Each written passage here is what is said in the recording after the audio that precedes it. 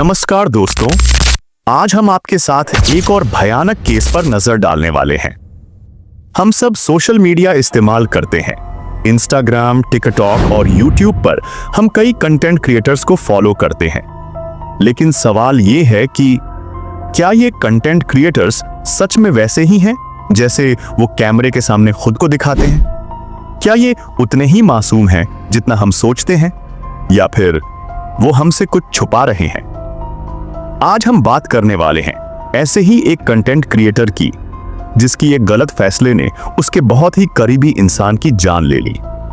ये कहानी शुरू होती है हरियाणा के भिवानी जिले से, जहां एक छोटे से गांव में 35 वर्षीय प्रवीण यादव अपनी 32 साल की पत्नी रवीना राव और 6 साल के बेटे मुकुल के साथ रहता था। रवीना और प्रवीण की शादी लव मैरिज थी। साल 2015 में दोनों की पहली मुलाकात हुई थी। पहली ही मुलाकात से दोनों एक दूसरे को पसंद करने लगे और फिर उनकी बातें इतनी गहरी होती गईं कि दोनों एक दूसरे के बिना रहना सोच भी नहीं सकते थे। आखिरकार दोनों ने शादी करने का फैसला लिया।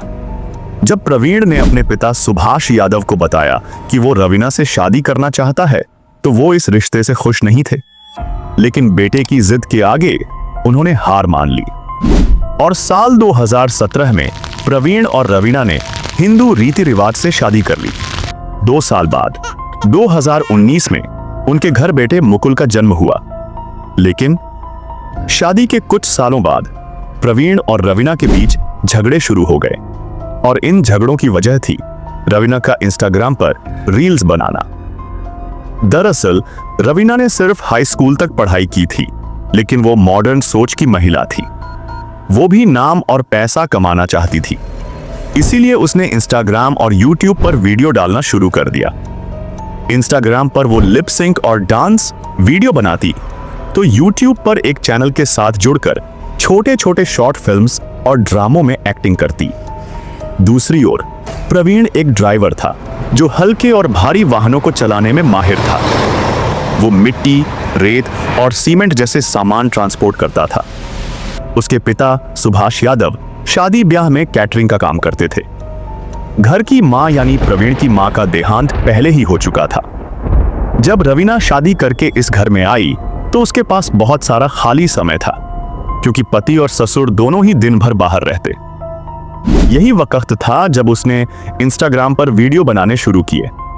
शुरुआत में यह सब मजाक और टाइम पास था, लेकिन धीरे धीरे उसके वीडियो पर व्यूज आने लगे और जब वीडियो वायरल हुए तो रवीना ने बड़े सपने देखने शुरू कर दिए।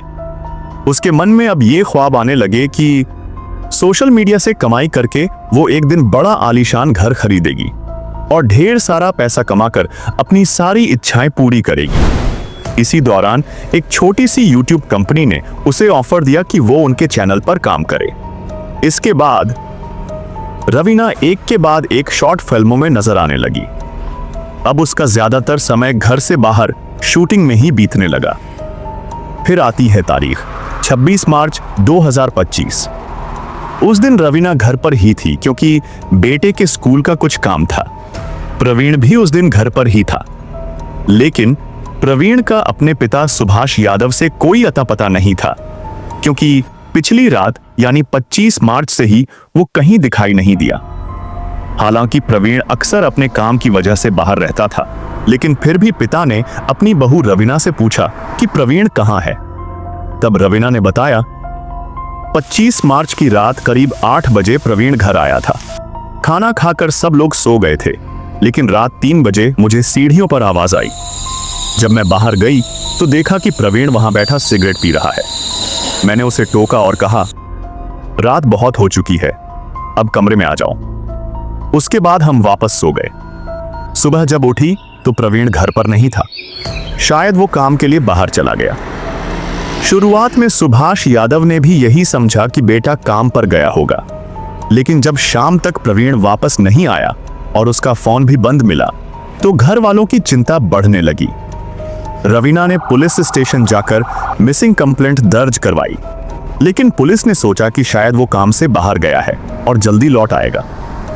26 मार्च बीत गया, 27 मार्च भी बीत गया, लेकिन प्रवीण का कोई सुराग नहीं मिला। फिर मार्च की सुबह पुलिस को एक फोन कॉल आया।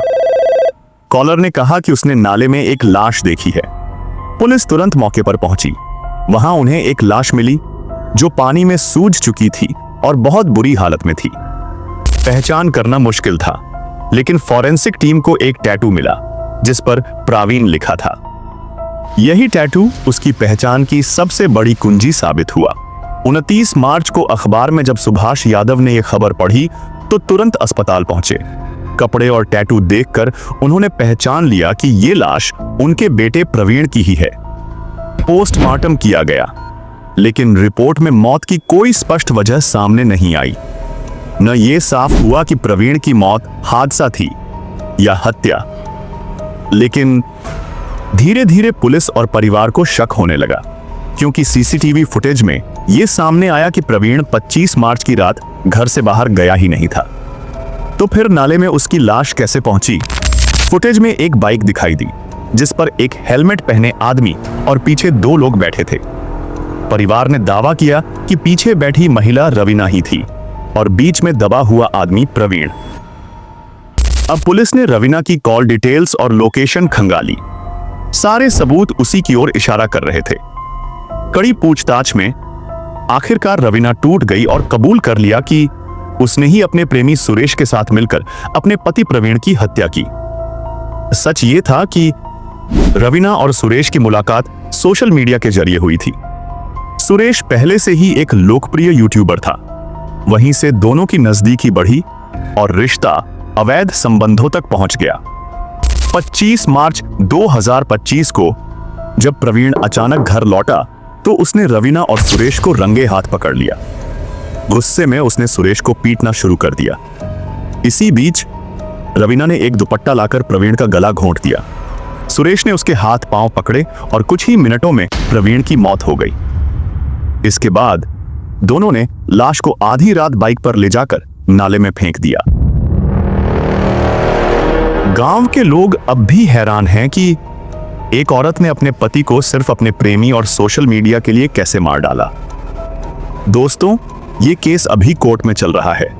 पुलिस ने रवीना और सुरेश दोनों को गिरफ्तार कर लिया है और चार्जशीट भी दाखिल कर दी है।